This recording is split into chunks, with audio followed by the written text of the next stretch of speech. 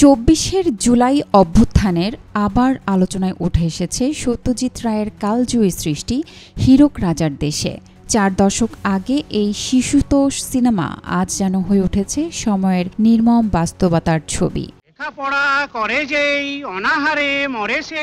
বাস্তবতা পাল্টায়, সময় বদলায়, তবু অন্যায় অবিচারের বিরুদ্ধে মানুষের কণ্ঠ রোধ করা যায় না, এমনটাই যেন বারবার মনে করিয়ে দেয় হীরক রাজার দেশে।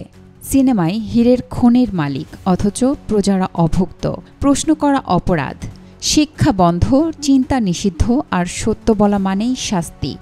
এমন এক রাজ্যে গড়ে উঠেছিল হীরক রাজা।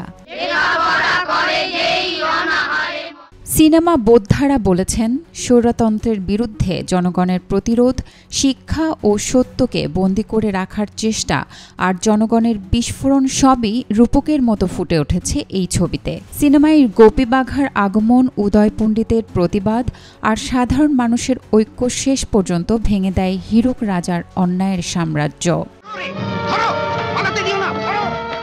২৪ জুলাই অভ্যুত্থানের পর অনেকেরই মনে হচ্ছে সত্যজিৎ রায়ের সেই সিনেমা যেন কেবল বিনোদন নয়, বরং স্বৈরাচারের বিরুদ্ধে চিরন্তন সতর্কবার্তা। Desk report, B news 24। আজ কি পাঠ হচ্ছে? হিতোপদেশ। হিতোপদেশ?